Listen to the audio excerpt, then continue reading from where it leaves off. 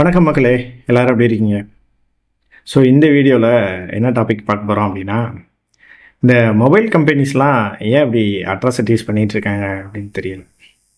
அதாவது எந்த ஒரு ரிஸ்க்குமே எடுக்காமல் அப்படியே நோகாமல் உடம்பு ஒலிக்காமல் வேலை பார்ப்பாங்கன்னு சொல்லுவாங்க இல்லையா?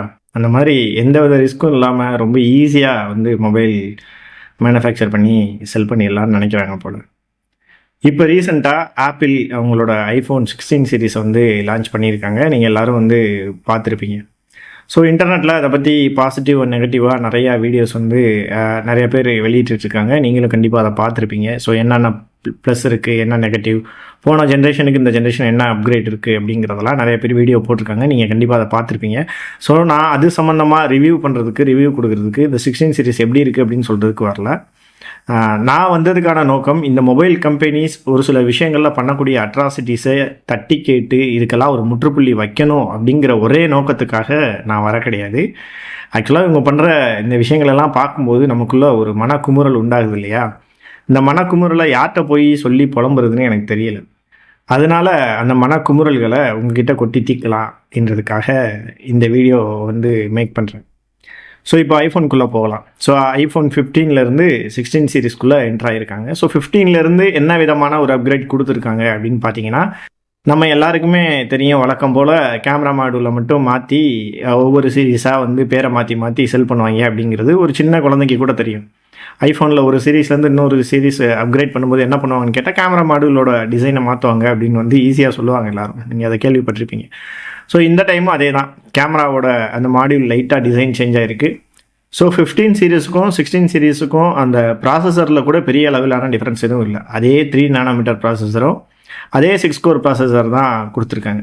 ஸோ கிளாக் ஸ்பீடு மட்டும் ஒரு 200 மெகாஹெர்ட்ஸ் சம்திங் வந்து கிளாக் ஸ்பீட் மட்டும் கொஞ்சம் இம்ப்ரூவ் ஆகிருக்கு. ஸோ இதனால் என்ன பெரிய அளவில் சேஞ்சஸ் கிடைக்கும் அப்படின்னா, அவங்க அந்த லான்ச்சிங் ஈவெண்ட்டில் சொன்ன மாதிரி ஒரு 5% அளவுக்கு வேணால் கொஞ்சம் பர்ஃபார்மன்ஸில் வந்து கொஞ்சம் ஒரு பூஸ்ட் கிடைக்குமே தவிர்த்து, அதாவது கிளாக் ஸ்பீடு மட்டும்தான் இதில் இம்ப்ரூவ் ஆகிருக்கு. அந்த சிப்செட்லேருந்து இந்த சிப்செட் வந்து ஒரு செகண்ட் ஜென்ரேஷன் அப்படின்ற மாதிரி தான் சொல்கிறாங்க. ஸோ பெரிய லெவலில் அப்கிரேட் இது அப்படின்லாம் சொல்ல முடியாது. ஸோ பர்ஃபார்மன்ஸ் ஓரியன்டாக 15 சீரீஸ்லேருந்து 16 ஒரு 5% வரைக்கும் ஒரு பூஸ்ட் கிடைக்கும். மற்றபடி இதில் நிறையா சாஃப்ட்வேரில் சைடில் வந்து நிறையா அப்கிரேட் பண்ணியிருக்கோம். ஏஐ சம்மந்தமாக நிறையா விஷயங்கள் வந்து புதுசாக அப்கிரேட் பண்ணியிருக்கோம் அப்படின்லாம் சொல்கிறாங்க. பட் அது எல்லாமே 15 சீரீஸ்லையும் பண்ண முடியும் அப்படிங்கிறது தான் உண்மை. என்ன ஒரே ஒரு பெரிய சேஞ்சஸ் அப்படின்னு பார்த்தீங்கன்னா, இப்போ தான் ஆப்பிள் வந்து அவங்களுடைய ஐஃபோன் சீரீஸில் 8GB ரேமை நோக்கி போயிருக்காங்க. இவ்வளோ நாள் வரைக்கும் 6GB 4GB 3GBலாம் வச்சு ஓட்டிகிட்டு இருந்தாங்க. 12 வரைக்கும் 3GBன்னு நினைக்கிறேன். அதுலேருந்து 4GB 6GBயில் இப்போ லாஸ்ட் சீரீஸ்லாம் 6GB ரேம். இப்போ தான் வந்து 8GBக்குள்ளே என்ட்ராயிருக்காங்க. அதுவும் இந்த ஆர்டிஃபிஷியல் இன்டெலிஜென்ஸ் யூஸ் பண்ணணும் அப்படிங்கிறதுக்காக, அந்த ஏஐ டெக்னாலஜி யூஸ் பண்ணணும். ஸோ ரேம் சைஸ் கொஞ்சம் இம்ப்ரூவ் பண்ணலாம் அப்படிங்கிறதுக்காக இம்ப்ரூவ் பண்ணியிருக்காங்க. ஸ்க்ரீன் சைஸுமே டிஸ்பிளே அதே டிஸ்பிளே தான், பட் ஸ்க்ரீன் சைஸில் மட்டும் கொஞ்சம் ஒரு 2 இன்ச்சு 3 இன்ச்சு கூட்டியிருக்காங்களே தவிர்த்து பெரிய அளவிலான டிஃப்ரென்ஸ் எதுவும் இல்லை. ஸோ இப்போ இதை எதுக்காக சொல்கிறேன் அப்படின்னா, ஒரு ஜென்ரேஷன்லேருந்து அடுத்த ஜென்ரேஷன் இது வந்து சாதாரணமாக ஒரு சாஃப்ட்வேர் அப்கிரேட் கொடுத்து சரி பண்ண வேண்டிய விஷயம். ஒரு சாஃப்ட்வேர் அப்டேட் கொடுக்குறப்ப இந்த ஃபீச்சர்ஸ்லாம் நாங்கள் கொடுத்துருக்கோம் அப்படின்னு சொல்லி சரி பண்ண வேண்டிய விஷயத்த ஒரு புது சீரீஸாகவே, ஒரு புது மாடலாகவே லான்ச் பண்ணுற டெக்னிக்கை வந்து நம்ம ஆப்பிள் கிட்ட தான் கற்றுக்கணும். ஏன்னா கேமரா அதே கேமரா தான், ப்ராசஸர் அதே ப்ராசஸர் தான், பேட்டரி பவர் ஆல்சோ அதே தான், கொஞ்சம் ஸ்லைட்லி தான் டிஃப்ரென்ஸ் இருக்க போகுது. ஸோ பெரிய லெவலில் சேஞ்ச் இல்லாமல் அரைச்சமாவையே ஒவ்வொரு வருஷமும் அரைச்சி புது சீரீஸை வந்து லான்ச் பண்ணுறதுல ஆப்பிளை வந்து நம்ம கண்டிப்பாக பாராட்டியே ஆகணும். அதையும் 1 லட்ச ரூபா 1.5 லட்ச ரூபா கொடுத்து வாங்கி யூஸ் பண்ணுற நம்ம மக்களையும் உண்மையிலே ரொம்ப பாராட்டியே ஆகணும். பட் எதுக்காக இவ்வளோ 1 லட்ச ரூபா மேலே கொடுத்து ஒரு ஃபோன் வாங்கினாங்க அப்படின்னு நான் நிறைய டைம் யோசிச்சிருக்கிறது உண்டு. நான் வந்து ஒரு ஆண்ட்ராய்ட் ஃபேன். நான் இது வரைக்கும் ஒரு 15 வருஷமாக நான் ஆண்ட்ராய்ட் ஃபோன்ஸ் தான் யூஸ் பண்ணிகிட்ருக்கேன். ஸோ அப்படி இருக்கையில் இந்த ஆப்பிளில் என்ன இருக்குது அப்படிங்கிறத தெரிஞ்சுக்கணும் அப்படின்றதுக்காக நானும் ஒரு ஐஃபோன் வாங்கி நான் ட்ரை பண்ணேன். செகண்ட் ஹேண்டில் வாங்கி நான் ட்ரை பண்ணி பார்த்தேன். ஸோ அதை பற்றி, அதாவது ஆண்ட்ராய்ட் ஃபோன்ஸ்லேருந்து ஐஃபோன்ஸ் எந்த அளவுக்கு தனித்துவமாக இருக்குது அப்படிங்கிறத பற்றி நம்ம இன்னொரு வீடியோவில் வந்து டீட்டெயிலாக பார்க்கலாம். ஸோ அடுத்த டாபிக் வந்து அந்த வீடியோ தான் இருக்கும் அப்படின்னு நான் நினைக்கிறேன். ஸோ இந்த வீடியோவில் ஜஸ்ட் இந்த மொபைல் கம்பெனிஸ் வந்து, அதுவும் இன்றைக்கி வேர்ல்டில் டாப் மோஸ்ட்டாக இருக்கக்கூடிய ஒரு கம்பெனியே அவங்களுடைய போன ஜென்ரேஷன்லேருந்து அடுத்த ஜென்ரேஷன் அதே மாவை அரைச்சி வேறு பேர் போட்டு கொஞ்சம் நாங்கள் ஃப்ளேவர் மாற்றிருக்கோம்னு சொல்லி விற்கிற இதை வந்து நீங்கள் எப்படி நினைக்கிறீங்கன்னு தெரில. எனக்கு இதை பார்க்கும்போது ஏன்னா புதுசாக எந்த ஒரு இன்வென்ஷனும் இல்லாமல் அதே விஷயத்தையே அப்படியே லைட்டாக பட்டிட்டிங்கிறீங்க பார்த்து கொடுத்துருக்காங்களே அப்படின்றது எனக்கு தோணுது. இதை பற்றி நீங்கள் என்ன நினைக்கிறீங்க அப்படிங்கிறத கீழே கமெண்ட் பண்ணுங்கள். மேக்ஸிமம் எல்லாரும், அதாவது ஆப்பிள் யூசர்ஸை தவிர மீதி எல்லாருமே இதை கழுவி ஊற்ற தான் செய்வாங்க. பட் ஆப்பிள் யூசர்ஸுக்குமே ஒரு சர்டைன் ஸ்டேஜில் இது என்னடா அதையே திரும்ப திரும்ப பண்ணிட்டு இருக்காங்களேன்னு போர் அடிக்கும். பட் அவங்க அந்த யூஏ யூஸ் பண்ணி அது பழக்கப்பட்டதுனால அவங்க அதை வந்து வேறு வழி இல்லாமல் அக்செப்ட் பண்ணிக்கிறாங்க அப்படின்னு நான் நினைக்கிறேன். ஸோ ஆப்பிள் கிட்ட இருக்கிற இந்த ஒரு மிகப்பெரிய ட்ராபேக்காக நான் இதை பார்க்குறேன்.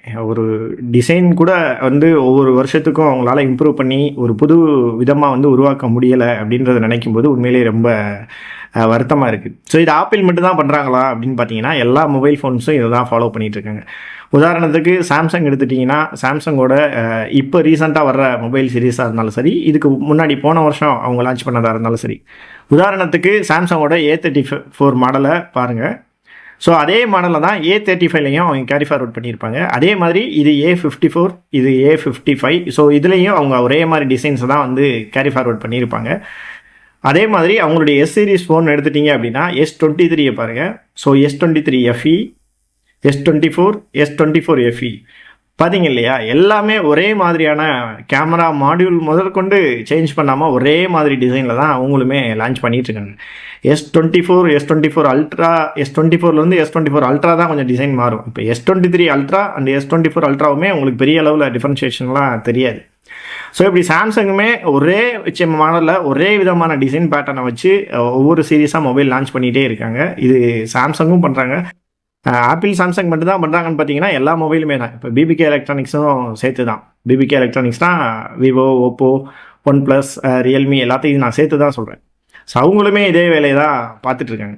இதில் என்னப்பா இருக்குது, டிசைன் வந்து மாற்றாமல் அவங்க வேறு வேறு பேரை லான்ச் பண்ணுறாங்க, இதில் என்ன இருக்குது அப்படின்னு பார்த்தீங்கன்னா, இப்போ உதாரணத்துக்கு ஐக்யூவோட 12 மாடல் மொபைல் வந்து ஒரு 50,000க்கு செல் ஆகிட்டு இருந்துச்சு. ஸோ இப்போ ரீசெண்டாக அவங்க ஒரு 20 days பேக் வந்து Z9S அண்ட் Z9S Pro அப்படின்னு சொல்லி 2 மாடலை லான்ச் பண்ணாங்க.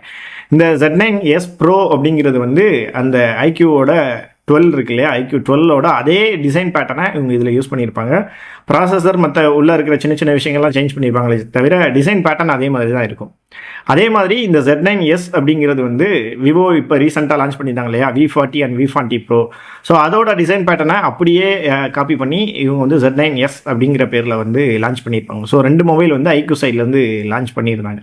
ஸோ அவங்க அந்த லான்ச் பண்ண டயத்தில் அந்த Z9S Pro வந்து நான் வாங்கியிருந்தேன். வாங்கி அன்பாக்சிங் பண்ணி வீடியோலாம் நான் எடுத்து வச்சுருந்தேன். பட் அந்த வீடியோ வந்து அந்தளவுக்கு கிளாரிட்டியாக இல்லாதனால அதை வந்து நான் போஸ்ட் பண்ண முடியல.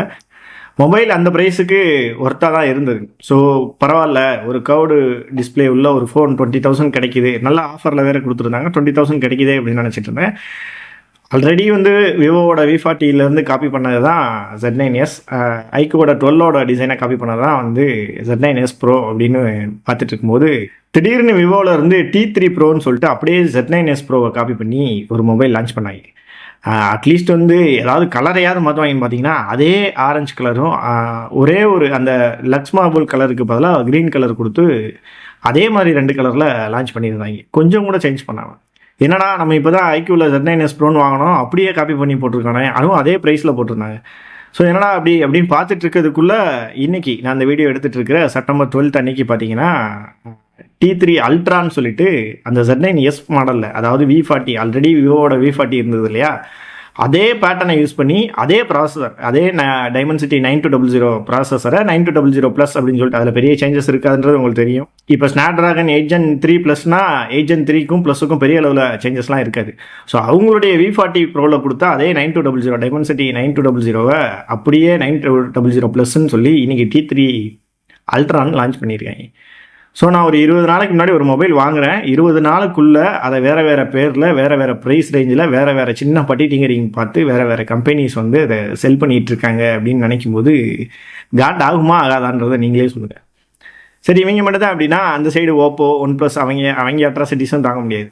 இப்போ ஓப்போவில் A3 Pro அப்படின்னு சொல்லிட்டு ஒரு மொபைலும், K12X அப்படின்னு சொல்லிட்டு மிலிட்ரி கிரேட் ஸ்டாண்டர்டில் வந்து ஒரு ஃபோன், இது வந்து நீங்கள் எவ்வளோ தூக்கி போட்டாலும் உடையாது அப்படின்னு சொல்லிட்டு பட்ஜெட் செக்மெண்ட்டில், அதாவது ஒரு 15Kக்குள்ளே லான்ச் பண்ணியிருக்காங்க. இந்த 2 ஃபோன்ஸையும் பார்த்தீங்கன்னா அப்படியே OnePlus Nord CE4 லைட்டோட டிசைனை அப்படியே காப்பி பண்ணி போட்டிருக்காங்க. என்னதான் இவங்கெல்லாம் பிபிகே எலக்ட்ரானிக்ஸ் கீழே இருந்தாலும் ஒவ்வொரு கம்பெனிக்கும் தனியாக R&D டீம் இருக்கும், தனியாக டிசைனிங் டீம் இருக்கும். அப்படி இருக்கும்போது ஒரு மொபைலுக்கும் இன்னொரு மொபைலுக்கும் கொஞ்சமாவது டிசைனிங் சேஞ்ச் பண்ண வேணாமா, அப்படியேவா கொடுப்பாங்க.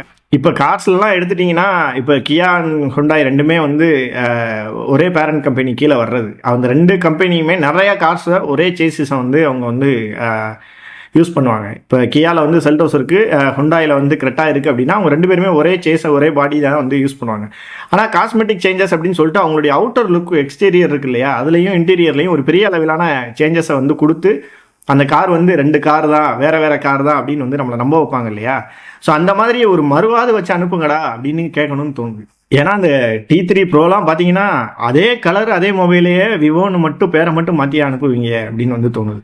அப்போ இந்த கம்பெனிஸில் உள்ள டிசைனிங் டீம்லாம் என்ன தான் பண்ணுறாங்க, ஒரு மொபைலில் இருக்கிற டிசைனை அப்படியே காப்பி பண்ணி இன்னொரு மொபைலில் போடுறாங்க அப்படின்னா அப்புறம் எதுக்கு தனித்தனி கம்பெனி, தனித்தனி டிசைனிங் டீமு, R&D பண்ணுறதுக்கு தனித்தனி ரிசர்ச் டீம்லாம் எதுக்கு இருக்காங்க அப்படின்றது எனக்கு தெரியல. ஸோ இப்போ என்னதான் பேரண்ட் கம்பெனியாக இருந்தாலும் தனித்தனி சப் பிராண்டாக மக்கள் மத்தியில் நாங்கள் தனித்தனி பிராண்ட் அப்படின்ற மாதிரி நம்ப வச்சு தனித்தனி மொபைல்ஸை வந்து லான்ச் பண்ணிகிட்டே இருக்காங்க. அதுவும் பார்த்தீங்கன்னா முன்னாடிலாம் வந்து வருஷத்துக்கு 1 மாடல் 2 மாடல் லான்ச் பண்ணுவாங்க. இப்போ பார்த்தீங்கன்னா வருஷத்துக்கு 10-15 மொபைல் மாடல்ஸ் வந்து லான்ச் பண்ணிகிட்டே இருக்காங்க. எதுக்கு இந்த மாதிரி இவ்வளவு கண்டினியூஸாக அடுத்தடுத்து மொபைல் லான்ச் பண்ணிகிட்டே இருக்காங்க அப்படின்னு யோசிச்சிருக்கீங்களா? அந்த மொபைல்ஸ்லாம் பார்த்தீங்கன்னா பெரிய அளவிலான டிஃப்ரென்ஸும் இருக்காது. ஒரு புது நியூ இன்வென்ஷனில் ஒரு புது விதமான ப்ராசஸர் யூஸ் பண்ணியிருப்பாங்களான்னு பார்த்தீங்கன்னா அதெல்லாம் கிடையாது. பழைய ப்ராசஸர் 6300 இல்லைனா டிமென்சிட்டியில் 7300 இல்லைனா 7 Gen 1 7 Gen 2 7 Gen 3 அல்லது 8 Gen கொஞ்சம் ஹையர் அண்ட் போயிட்டிங்கன்னா 8 Genல இருக்கும். ஸோ இதே ப்ராசஸரை மறுபடியும் போட்டு அதே 5000 mAh பேட்டரி 5500 mAh பேட்டரி இதே கேமரா மாடியூல் இதே தான் சுற்றி வேறு பேரில் புது பேரில் லான்ச் பண்ணிக்கிட்டே இருப்பாங்க. ஸோ எதுக்கு இப்படி லான்ச் பண்ணுறாங்க அப்படின்னு பார்த்தீங்கன்னா வேறு ஒன்றும் இல்லை, இந்த மாதிரி புதுசாக வந்து நாங்கள் ஃபோன் லான்ச் பண்ணுறோம் அப்படின்னு வந்து ஏதாவது ஒரு விஷயத்த பண்ணிக்கிட்டே இருந்தால் மட்டும்தான் மக்கள் மனசில் இப்படி ஒரு பிராண்ட் இருக்குது அப்படிங்கிற விஷயத்த வந்து தக்க வச்சுக்கிட்டே இருக்க முடியும். கொஞ்ச நாள் வந்து ஒரு பிராண்ட் வந்து எதுவுமே லான்ச் பண்ணாமல் அமைதியாக இருந்தாங்கன்னா அவ்வளோதான், அந்த பிராண்ட் வந்து போச்சு, எதுவுமே சேல் ஆகலை போல், அந்த பிராண்டே அவ்வளோதான் இழுத்து மூடிட்டு போகிறாங்க. அது மாதிரி டாக் அடிபட்டுரும் மக்கள் மனசில். அதுக்கப்புறம் அந்த ஃபோனை வாங்கணும்னு நினைக்கிறவங்க கூட யோசிக்க ஆரம்பிச்சிடுவான், என்னடா அந்த ஃபோன் ரொம்ப நாளாக எதுவும் அப்டேட் எதுவும் வெளியிடலை, அப்போனா இந்த பிராண்ட் வந்து சரியில்லை போல், இந்த பிராண்ட் கூடிய சீக்கிரம் மூடிடுவாங்க போல் அப்படின்ற ஒரு மைண்ட் தாட்டுக்குள்ளே மக்கள் போயிடுவாங்க. அப்படின்றதுனால மக்கள் மனசில் எப்போவுமே நம்மளுடைய பிராண்டோட பேர் இருந்துகிட்டே இருக்கணும் அப்படிங்கிறதுக்காக புது பேரில் ஏதாவது ஒரு டிசைன், பழைய டிசைனை தூக்கி போடுறதோ அல்லது வந்து வேற ஒரு அவங்களுடைய சப் பிராண்டில் இருக்கக்கூடிய வேற கம்பெனியோட டிசைனை யூஸ் பண்ணிக்கிறதோ. ஸோ இந்த மாதிரி புது பிராண்டில் வந்து புது மொபைல்ஸை வந்து வருஷத்துக்கு 10-15 மொபைல்ஸ், அதாவது என்ட்ரி லெவலில் ஆரம்பித்து ஹையர் அண்ட் வரைக்கும் ஏதாவது லான்ச் பண்ணிக்கிட்டே இருக்காங்க.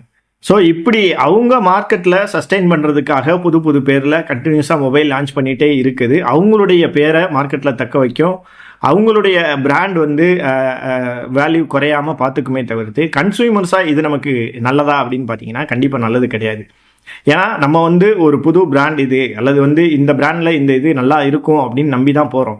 பட் வந்து அவங்க அந்த பிராண்டில் யூஸ் பண்ணுற அதே விஷயங்களை தான், அதே மெட்டீரியல்ஸ் தான் இதுலையும் யூஸ் பண்ணுறாங்க. ஆனால் பிராண்ட் நேம் மட்டும்தான் சேஞ்ச் ஆகுது. அப்படிங்கிறப்ப ஒரு சர்டைன் ஸ்டேஜில் மக்களுக்கு வந்து இது மேலே இருக்க நம்பிக்கை போயிடும். ஸோ இதை தான் யூஸ் பண்ண போகிறாங்க, இதை எதுக்கு நம்ம போய் வாங்கிட்டு அப்படின்ற ஒரு நம்பிக்கை போயிடும். இன்னொன்று, நம்ம பே பண்ணி வாங்குகிறோம், நம்ம கொடுக்குற காசுக்கு கொஞ்சமாவது ஒரே மாடல், அது இப்போ ஒரே ப்ராசஸர் யூஸ் பண்ணலாம் அல்லது ஒரே அளவான பேட்டரிஸ் யூஸ் பண்ணலாம் அல்லது நீங்கள் ஒரே கேமரா மாடியூல்ஸ் கூட யூஸ் பண்ணலாம். பட் டிசைனிங் சேஞ்சுங்கிறது நம்ம கொடுக்குற காசுக்கு நம்ம அதை தான் வந்து நம்ம மெயினாக எக்ஸ்பெக்ட் பண்ணணும். இப்போ ஸ்னாப் ட்ராகனோட 8 Gen 3 மொபைல் வருது அப்படின்னா 8 Gen 3 உள்ள மொபைல்ஸ் எல்லாமே ஒரே டிசைன் பேட்டர்னில் இருந்தால் நம்ம போய் வாங்குவோமா? ஒவ்வொரு கம்பெனிலையும் போய் வாங்க மாட்டோம். நமக்கு உள்ள ப்ராசஸர் ஒர்க் ஆகணும், அதே டயத்தில் டிசைன் பேட்டர்னும் கொஞ்சமாவது சேஞ்ச் ஆகி நமக்கு ஏற்ற மாதிரி நமக்கு பிடிச்ச மாதிரி யூனிக்காக இருக்கணும் அப்படின்னு நம்ம நினைக்கிறதுல தப்பு கிடையாது. ஏன்னா நம்ம காசு கொடுத்து வாங்குறோன்ற பட்சத்தில் நம்ம வாங்கக்கூடிய மொபைல் வந்து இன்னொரு மொபைலோட காப்பி மாதிரி இல்லாமல் யூனிக்காக இருக்கணும் அப்படின்னு நினைக்கிறது வந்து ஒரு கன்சியூமராக நம்மளுடைய உரிமை. அது அடிக்கடி வருஷத்துக்கு ஒரு தடவை மொபைல் மாற்றுறவங்களுக்கு இது ஒரு பெரிய விஷயமா இருக்காது. அடுத்தவங்க வேறு மொபைல் வந்து அப்கிரேட் பண்ணிட்டு போய்கிட்டே இருப்பாங்க. பட் அந்த மொபைலை ஒரு 4-5 வருஷம் யூஸ் பண்ணுறாங்க அப்படின்னும் போது அவங்க அந்த மொபைலை வந்து வாங்கி அதில் ஏதாவது இன்கன்வீனியன்ட் ஏற்பட்டால் அவங்களால அதை உடனே சேஞ்ச் பண்ணக்கூடிய அளவுக்கு கூட அவங்ககிட்ட வசதி இருக்காது. ஸோ அப்படிப்பட்டவங்களுக்கு இது ரொம்ப வந்து ஒரு கஷ்டமான விஷயமா இருக்கும். ஸோ அஸ் அ கன்சியூமர்ஸாக நமக்கு அவங்க வந்து யூனிக்கான டிசைனில் தான் அவங்க மொபைல் வந்து ப்ரொடியூஸ் பண்ணணும், மேனுஃபேக்சர் பண்ணணும், நம்ம கையில் கொடுக்கணுமே தவிர்த்து இப்படி கண்டினியூஸாக வேறு பேரில் ஒரே மொபைல் டிசைன்ஸை வந்து லான்ச் பண்ணுறது வந்து ஏற்றுக்க முடியாத ஒரு விஷயம். ஸோ இதை பற்றி நீங்கள் என்ன நினைக்கிறீங்க அப்படிங்கிறத கீழே கமெண்ட் பண்ணுங்கள். என் மனசில் இந்த மனக்குமுறல் ரொம்ப நாளாகவே இருந்துகிட்டு இருந்தது. ஏன்னா நான் 20 நாளைக்கு முன்னாடி தான் ஒரு மொபைல் வாங்கியிருக்கேன். 20 நாளுக்குள்ளே அடுத்தடுத்து அதே பேரில் வேறு மாடல்ஸ் வந்துருச்சு. இன்றைக்கி மறுபடியும் அதே டிசைனில் ஒரு மொபைலை லான்ச் பண்ணுறாங்க அப்படின்னா கண்டிப்பாக இதை பற்றி பேசணும் அப்படின்னு தோணுச்சு. ஸோ அதுக்காக பேசியிருக்கேன். ஸோ மொபைல் கம்பெனிஸ் இந்த மாதிரி டிசைன் விஷயத்தில் ரொம்ப கேர்லெஸ்ஸாக இருக்காங்க அப்படின்னு நான் நினைக்கிறேன். ஸோ நீங்கள் இதை பற்றி என்ன நினைக்கிறீங்க அப்படின்றத கீழே கமெண்ட் பண்ணுங்கள். ஸோ அடுத்த வீடியோவில் வேற ஒரு டாப்பிக்கில் உங்களை சந்திக்கிறேன். நன்றி.